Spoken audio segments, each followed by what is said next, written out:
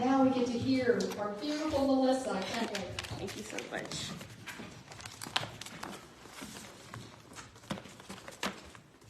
The law of non-resistance. So what does Jesus say in the Bible about non-resistance? If your right eye causes you to stumble, pluck it out and throw it away from you. For it's more profitable for you that one of your members should perish than for your whole body to be cast into Gehenna. If your right hand causes you to stumble, cut it off and throw it away from you. For it's more profitable for you that one of your members should perish than for your whole body to be cast into Gehenna. You have heard that it was said, an eye for an eye and a tooth for a tooth. But I tell you, don't resist him who is evil. But whoever strikes you on the right cheek, turn to him the other also.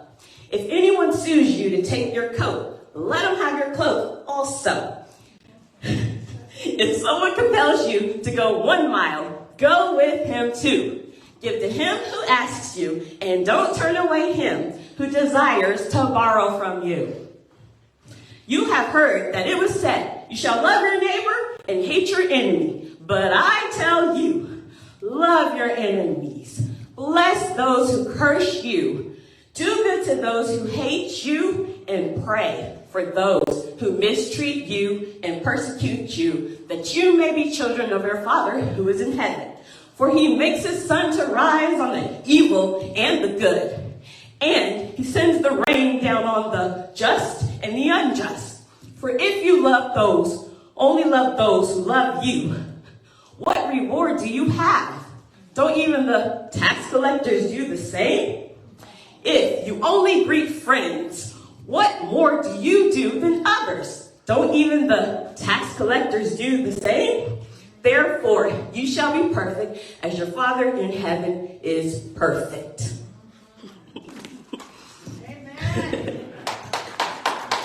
The law of non-resistance. And these are found in the book of Matthew, the Gospel of Matthew, chapter 5, between the verses of 29 and 48. And we'll look into these a little more closely as the talk progresses. But for now, I always like to consult the Metaphysical Bible Dictionary written by co-founder Charles Fillmore when I want to do a talk, and we can look at what resistance actually means according to Fillmore. Now, he tells us resistance is considered the greatest disintegrating element in the human consciousness, and that we have to beware of every form of fighting and all thoughts of a destructive character. Now, when we're in a mental state of resistance, it indicates that we have an unyielding personal will, and that evil has no power except that which man gives it by our thoughts. So when we resist evil, it is a way of affirming its power. So if we change our mind and say, have a positive, fearless attitude when facing the appearance of evil, we overcome it.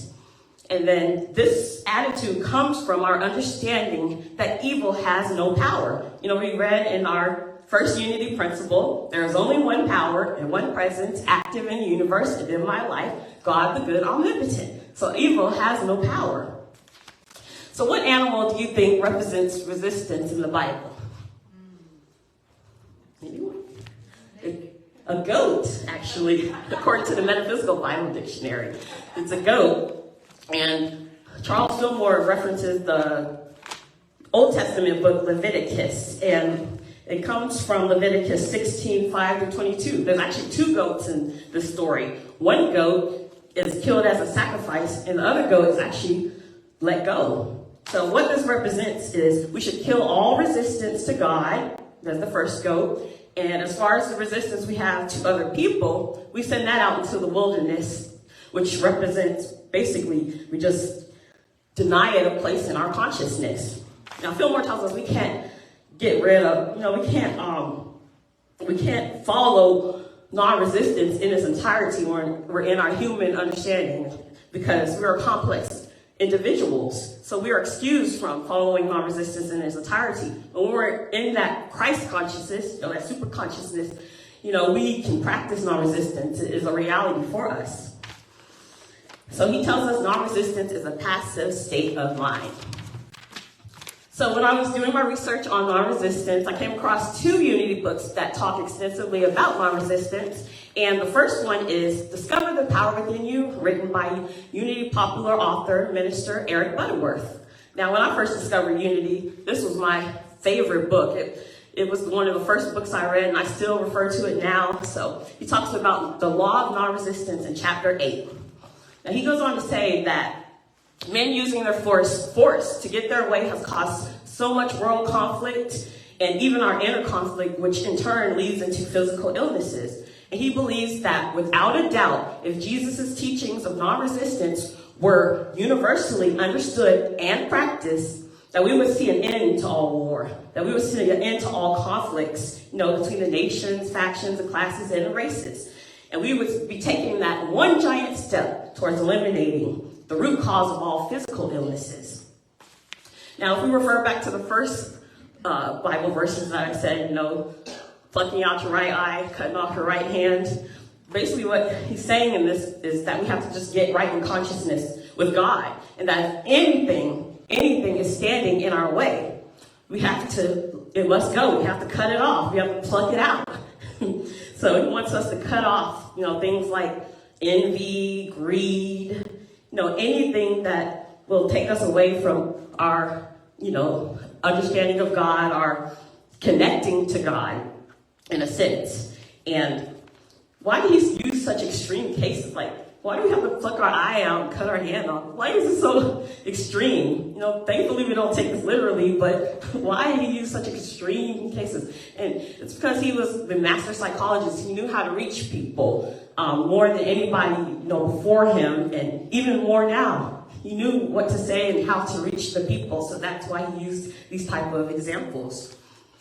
Now, Butterworth tells us it's common to think, if we don't resist evil, won't it overcome us? And if we do more than we're supposed to do, more than what we're paid to do, won't people take advantage of us? It's easy to believe that that's the case. And if people wrong us, it's perfectly normal for us to want to get even. However, he reminds us there is only one way to truly get even with another person, and that is to love them, to bless them, and to forgive them. For if we don't, we become a slave to that person. We don't want to do that. For it's all about love. God is all about love.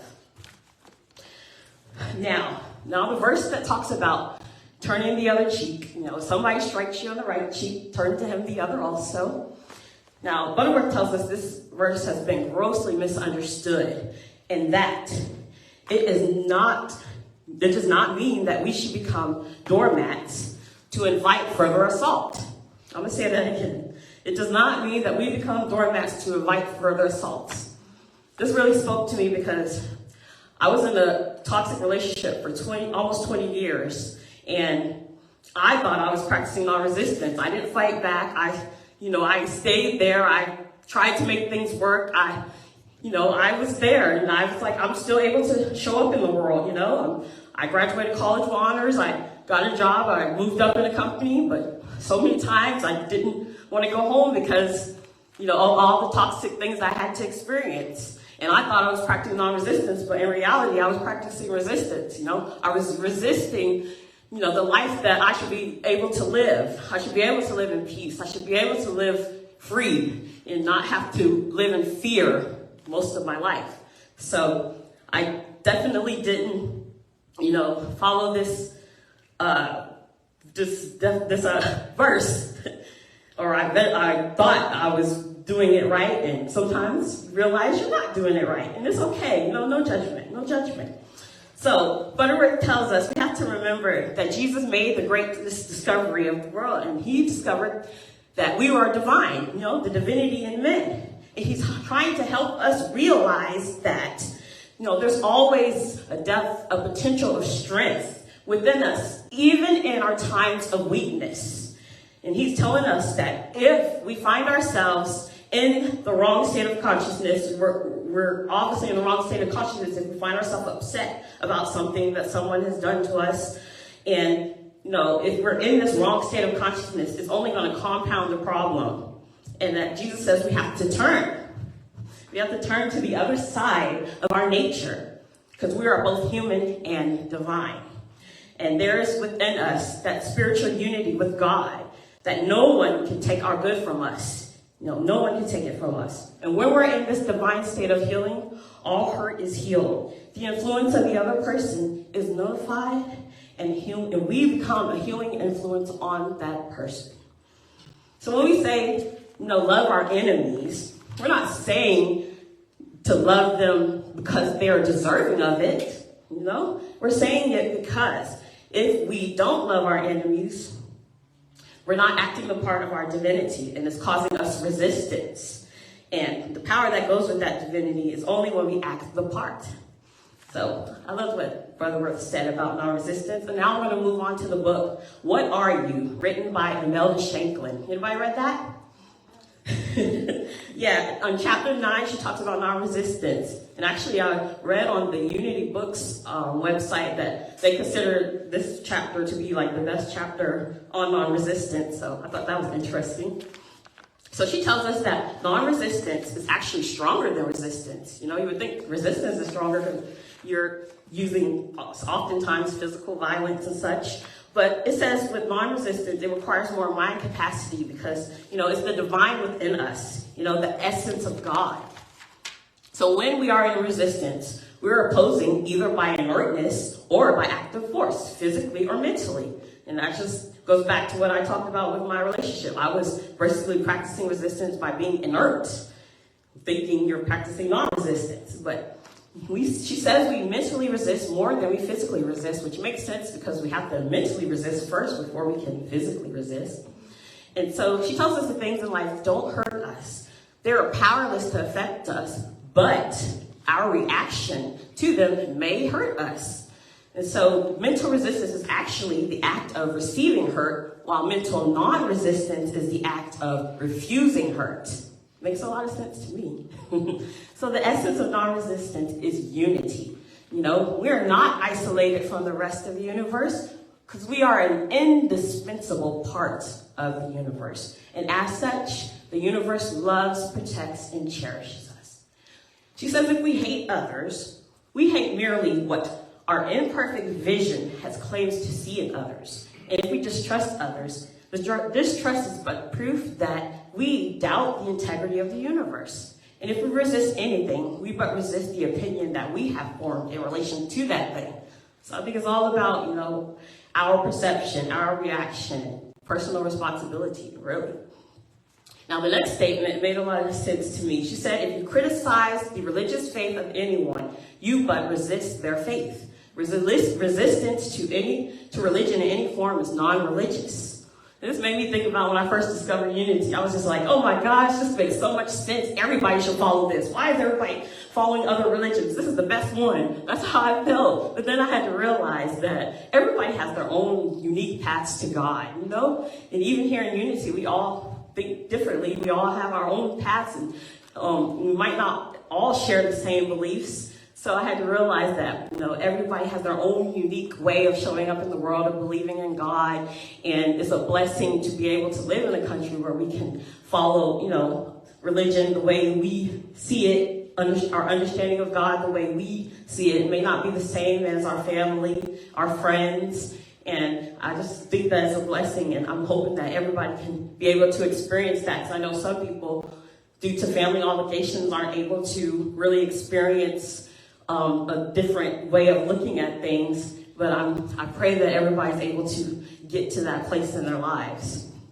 And she goes on to say, religion binds, does not separate, and that in every religion we can find points, that we can agree on. Those accepted points are what connects all of us to those people who might believe that religion in its entirety.